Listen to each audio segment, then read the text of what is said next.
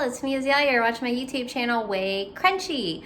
Today's video is going to be mostly me working in the hall. Not decorating. The hall still needs to be finished up, sealed, patched, painted, framed. She needs to get ready for that final inspection. Not the fun decorating zhuzh stuff I love to do, but most of this video was filmed before I had a medical issue arise. Y'all look at me.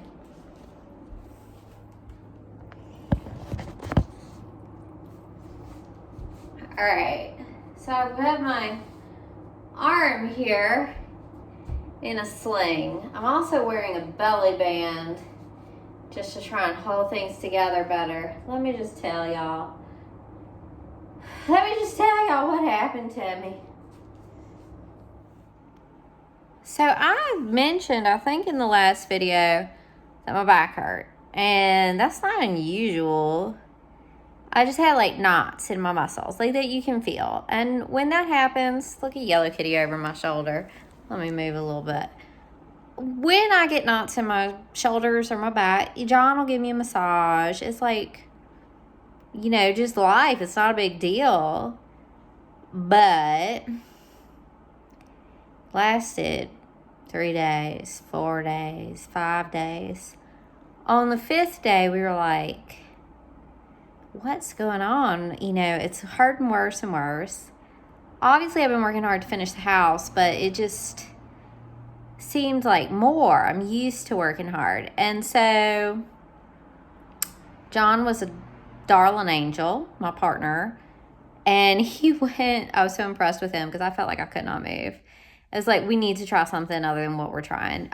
He went and got a heating pad for me, and I figured it was related to pregnancy because my belly's really been growing a lot lately. So he got me a belly band and like a band you slip up over that's like elastic, and then a band that's kind of like a back brace that is kind of like Velcro. Anyway, he navigated maternity undergarments all by himself and brought me home my right size and everything. I was very impressed with him. And we've been just trying to hydrate me like a lot extra, and we got Pedialyte just for like the electrolytes and all that. You know, we were just trying all of this, and John was like, you need to call a doctor or call a midwife or go something. And I was a little resistant, but it was getting really bad. So it was a weekend. I called the midwife office, left a message for a nurse. They'll call me back on Monday, that kind of thing.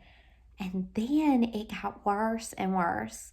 So like pain scale 1 to 10, it started being stabbing, shooting pains around my shoulder blade at like 8 and 9.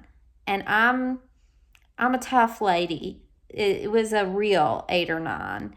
And it was wrapping around my rib cage into my left chest. And when you're up at that high level of pain, like it takes your breath away. You can't talk. You look like you're having a medical event. John, I think, thought I might be having a heart attack in the kitchen.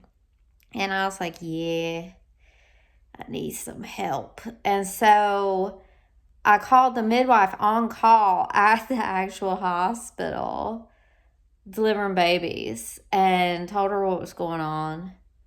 I always go straight to the midwives because general practitioners do not know what to do with pregnant people.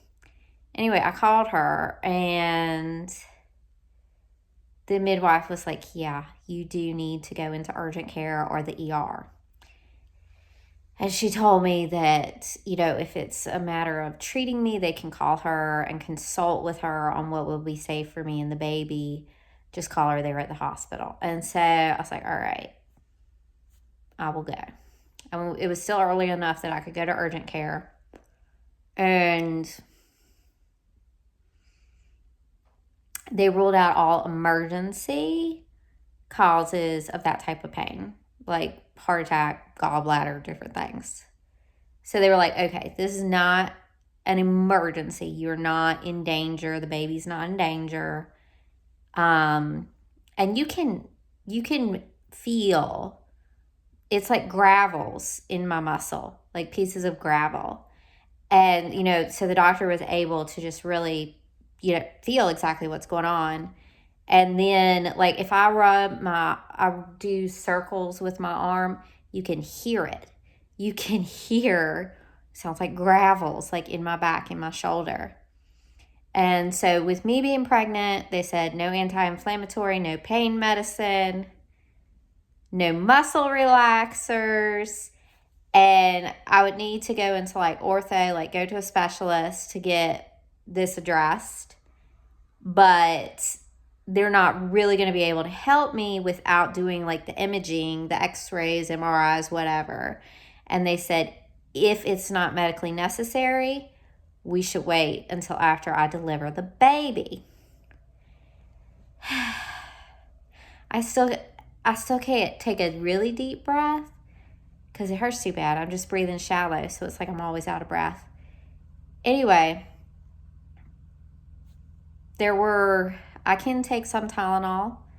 That's like the accepted medication for pregnant women, but I don't want to take too much Tylenol. I don't want to take it all day. I really don't want to take that. I don't trust it. But I do take it when it's at its worst because I got to do whatever I got to do. But I don't take it too much. And then it was like, she said I could do like a therapeutic massage, acupuncture, and she put me in the sling so that I can rest it, so that it can heal.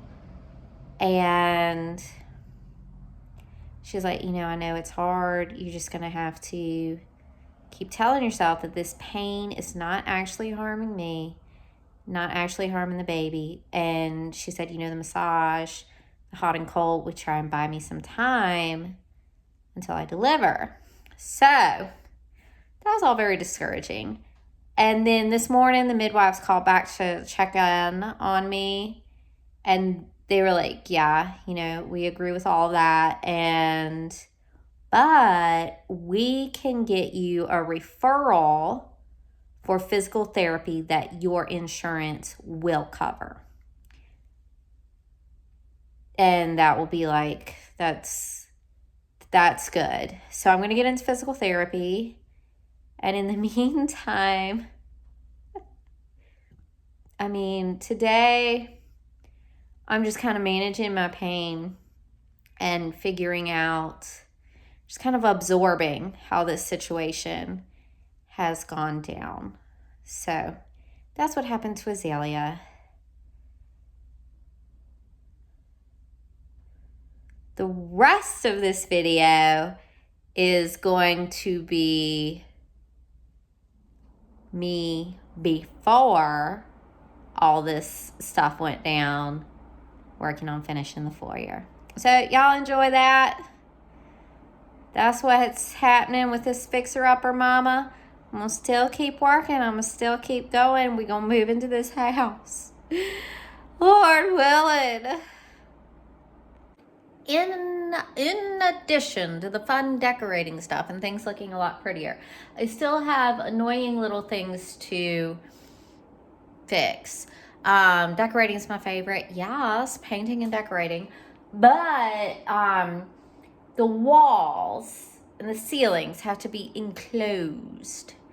And I've got some lath work from the old plaster over here behind a drain pipe that is exposed. So I am enclosing it with scraps of drywall, and it's annoying because it's behind a pipe, and I'm sure that's why the contractor didn't do this. Anyway, can't even use a screwdriver. I'm like, I got it started with a screwdriver, and then I'm using my manual.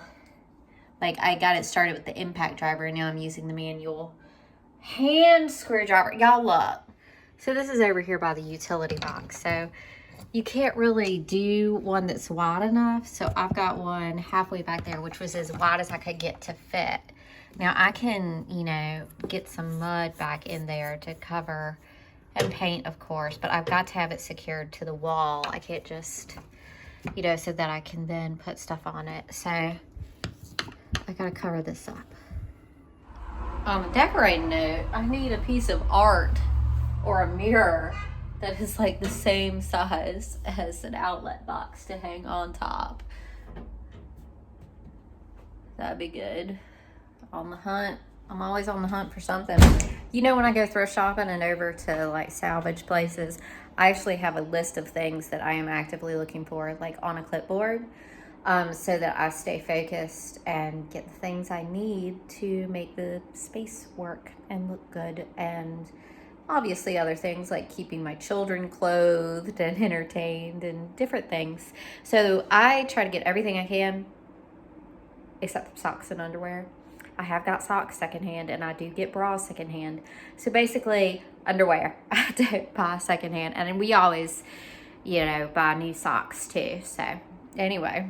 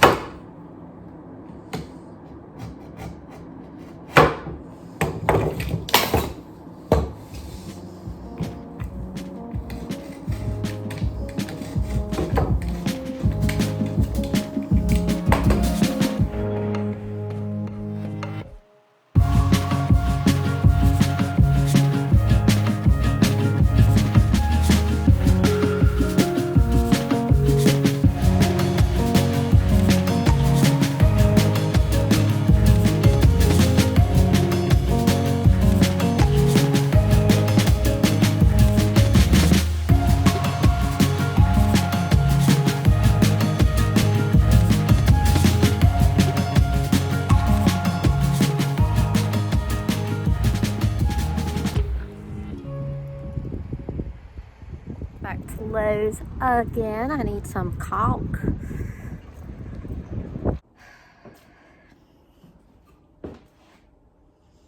Well, Tom made this beautiful paper snowflake thing at school. I love it. I'm not gonna leave it there, but I love it. I'm gonna put it somewhere. So this haul needs work. This haul needs a lot of work. So I just gotta start chipping away at it.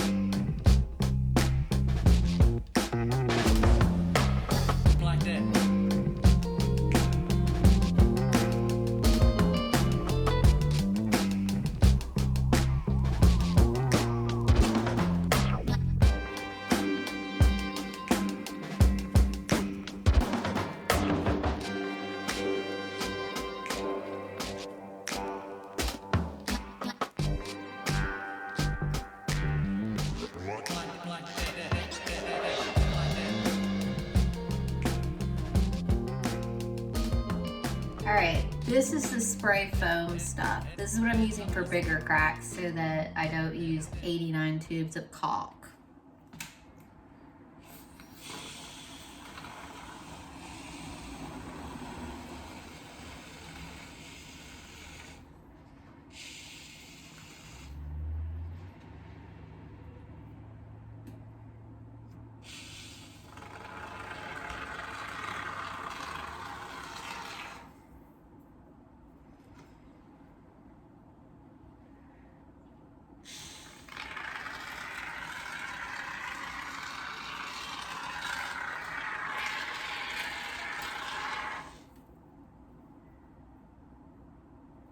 Now, you don't want it to get out of control, poofing out into your living space, but you want to be ventilated.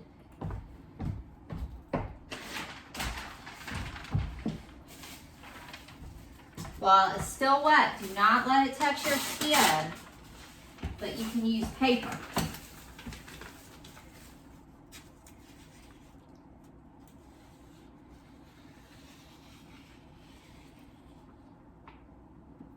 It's gonna grow on you. This stuff grows, like it gets bigger. Not like you're gonna like it the more you use it. Like it grows.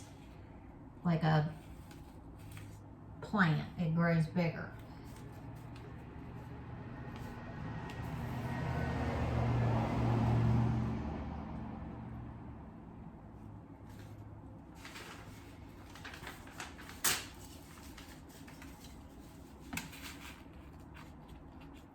Now, I'm going to use my caulk on top of this.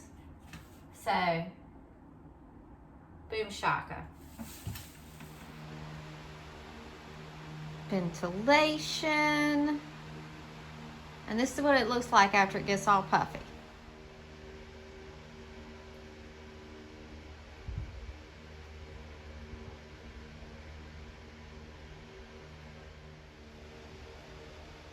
So this is going to give me more of a gap to hang on to when I smooth some nice caulk over top and then paint.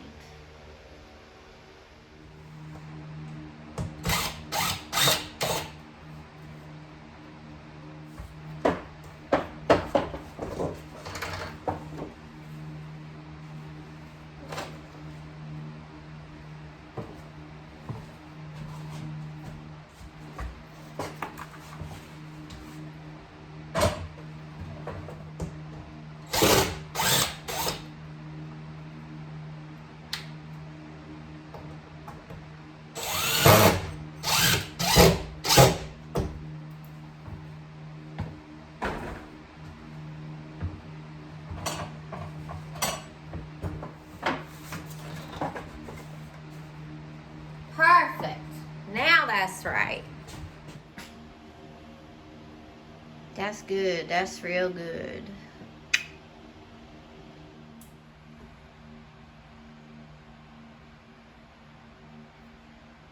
Coming right along.